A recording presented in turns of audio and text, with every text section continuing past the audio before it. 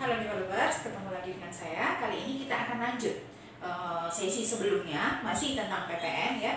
Sesi sebelumnya kita sampai pada PPN dipandang dari dua sisi, PPN yang dipandang dari sisi pembeli dan yang dipandang dari sisi si penjual. Sekarang kita akan bahas PPN yang dibayar oleh pembeli merupakan pajak masukan. Kalau gitu apa nih pajak masukan? Oke, pajak masukan adalah pajak yang seharusnya sudah dibayar oleh pembeli atas perolehan barang kena pajak dan atau jasa kena pajak.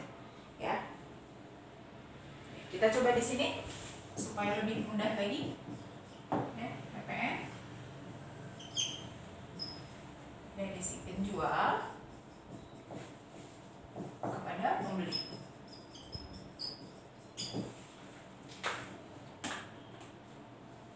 Tadi saya sudah katakan bahwa pajak yang dibayarkan oleh pembeli merupakan pajak masukan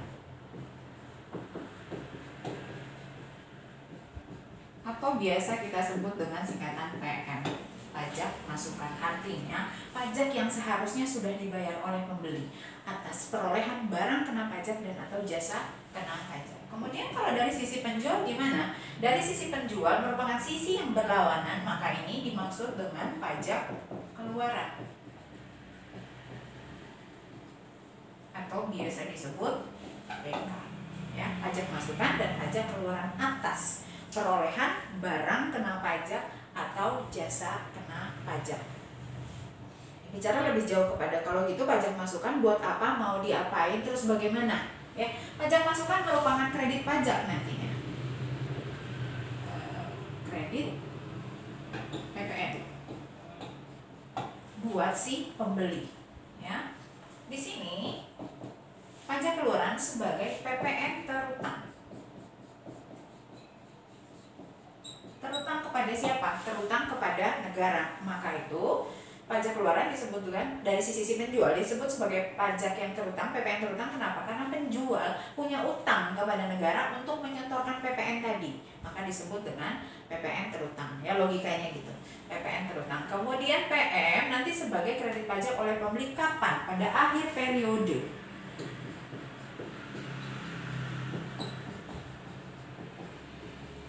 Di sini juga sama, PPN terutang akan dilaporkan dan dibayarkan paling lambat pada akhir periode.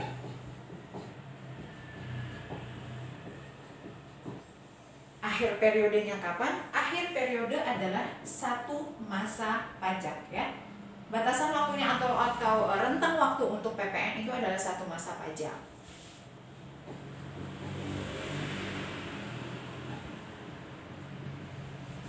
Juga sama, dua sisi yang bersamaan tapi berseberangan, periodenya adalah satu masa pajak. Kapan sih satu masa pajak? Satu masa pajak adalah 1 bulan kalender, ya, tergantung pada bulan mana transaksi itu terjadi, ya. Misalnya kalau transaksi terjadi di bulan Januari, maka masa pajak Januari adalah tanggal 1 sampai dengan 31 Januari.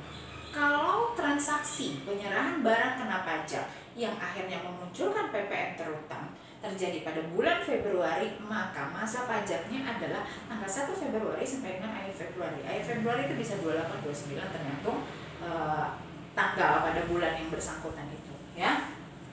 Oke. Sampai di sini satu masa pajak oke. Dan dilaporkannya di akhir periode.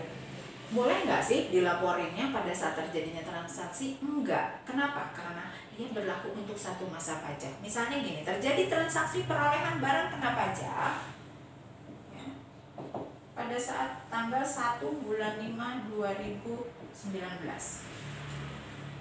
Ya, maka seluruh transaksi yang terjadi, kalau 1 bulan 5 2019, maka transaksi ini terjadi pada masa pajak Mei. PPN terutang terjadi terutang pada saat 1 bulan Mei. Boleh nggak dilaporinnya tanggal 1 bulan Mei juga dibayarinnya tanggal 1 bulan Mei? Enggak.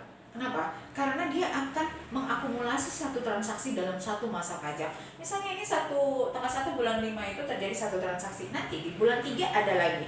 Di tanggal 3 bulan 5 ada lagi. Di tanggal 5 bulan 5 ada lagi. Jadi seluruh transaksi di dalam bulan Mei tersebut diakumulasi, berapa transaksinya, berapa PPN terutangnya, maka akhir bulan 5 itu ditutup. Oke, jadi seluruh transaksi dari tanggal 1 sampai 5 tuh 31 ya? Iya, 31 Mei. 30 atau 31 lah ya. Oke, seluruh transaksi diakumulasi, dihitung ya, berapa PPN terutangnya, total transaksi berapa, PPN terutang berapa.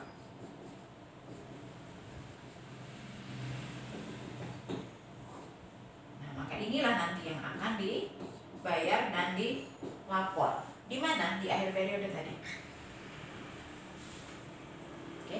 Dari sisi penjual, dia akan mengakumulasi satu masa pajak seluruh transaksi. Itu berapa transaksinya dalam nominal, PPN yang dihitung, karena bisa jadi dari seluruh transaksi termasuk juga barang non PKP. Jadi ketika terjadi penyerahan barang tidak kena pajak, itu dikecualikan dari pengenaan PPN terutang. Ini dari sisi penjual. Oke ya, clear ya. Dalam satu masa pajak dihitung PPN-nya, ini nanti yang akan dilapor dan dibayar pada akhir periode. Periode apa? Masa pajak. Tergantung pada bulan mana atau masa pajak mana transaksi itu berlaku. Oke, sampai di sini ini dari sisi penjualan. Sekarang kita coba ke sisi pembeli ya. Dari sisi pembeli juga demikian. Berapa banyak ini melakukan pembelian? Kalau kita lakukan ekualisasi, di sini terjadi transaksi penjualan pada tanggal 1 bulan 5. Kalau kita lihat dari sisi pembeli juga terjadi tanggal 1 bulan 5.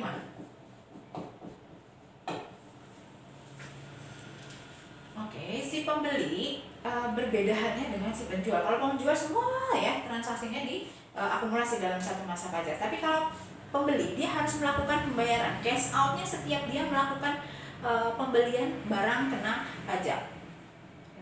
Dia melakukan pembelian barang kena pajak, misalnya nanti ada lagi di tanggal 3, tanggal 5, tanggal 20 terus sampai dengan akhir bulan. Ya.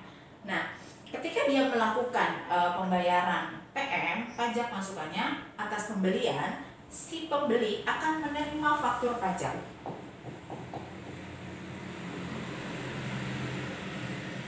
Kalau gitu faktur pajak apa dong? Faktur pajak adalah bukti bahwa PPN itu sudah dibayarkan. Ya, PPN itu sudah dipungut oleh penjual. Yang artinya ketika si pembeli menerima faktur pajak masukan, maka pembeli sudah melakukan pembayaran pajak masukan. Dari sekian banyak transaksi dalam satu masa pajak di bulan yang sama, berapa pembeli sudah melakukan pembayaran pajak masukan atas transaksi dimaksud. Sama, semua diakumulasi dulu ya, dari tanggal 1 sampai dengan akhir. Saya nggak tahu 30 atau 31 ya. Semua transaksi pembeliannya yang merupakan pajak masukan diakumulasi dalam satu masa pajak ya, dalam satu masa pajak semuanya diakumulasi. Transaksi pembeliannya berapa, PM-nya berapa, maka ini nanti yang akan dilaporkan di akhir periode. Sama, penjual melaporkannya pada akhir periode, pembeli juga melakukannya pada akhir periode. Ya, semuanya. Jadi nanti seluruh PM yang diperoleh oleh si pembeli akan dikreditkan. Dikreditkannya pada akhir periode.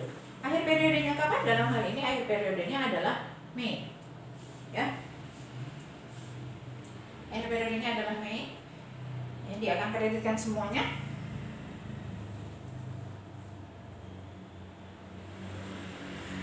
Kreditkan semuanya, di sini dia akan laporkan pada akhir periode juga, di sini pembeli juga akan melaporkannya pada akhir periode juga ya, sebagai pajak masukan yang dapat dikreditkan. Ini sebagai pajak terutang yang harus disetor. Dua-duanya lapor ya, pembeli lapor, penjual lapor.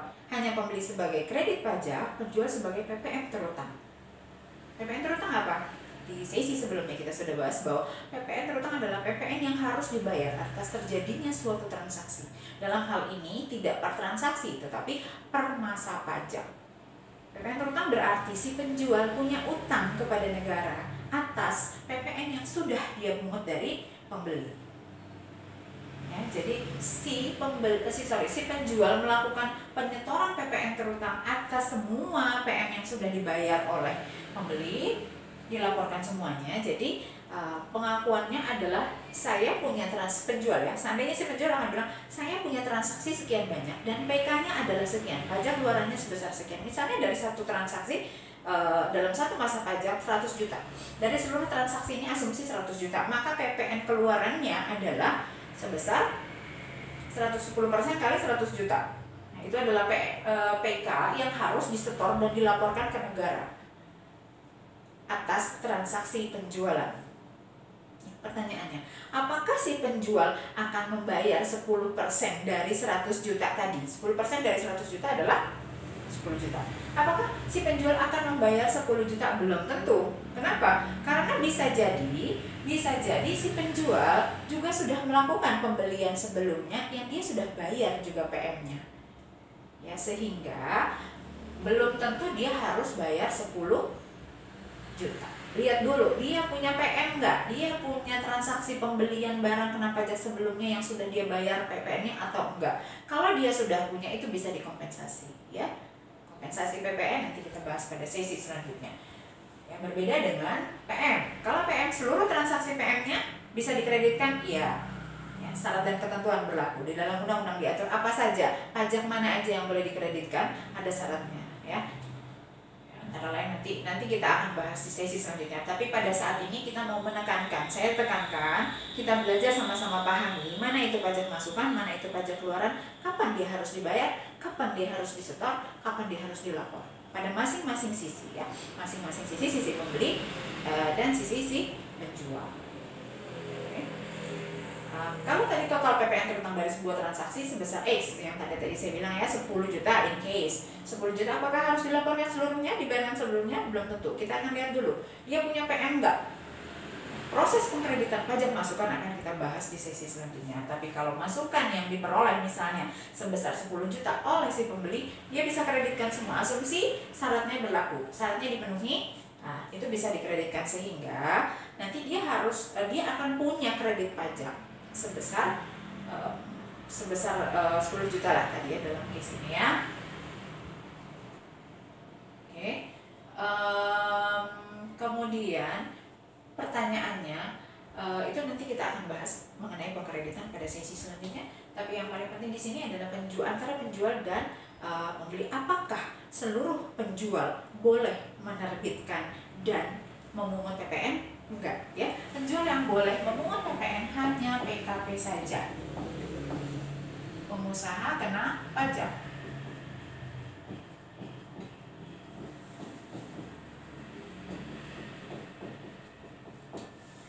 Pengusaha kena pajak. Kalau pembeli semuanya harus membayar PM, harus membayar pajak masukan. Kalau kalau penjual, hanya penjual yang PKP saja yang boleh memungut PPN dan menerbitkan faktur pajak yang nanti akan diterima oleh si pembeli. Tetapi kalau pembeli, itu semuanya bukan terbatas pada PKP saja yang harus melakukan pembayaran pajak masukan. Pengusaha yang PKP maupun non-PKP harus membayar pajak masukan yang merupakan kredit pajak nanti. Namun apakah bisa dikreditkan dan syarat pengkreditannya bagaimana atau siapa saja yang boleh melakukan pengkreditan PM? Nanti kita akan bahas selanjutnya ya. Saya rasa cukup clear ya untuk kali ini, sesi kali ini. Semoga bermanfaat.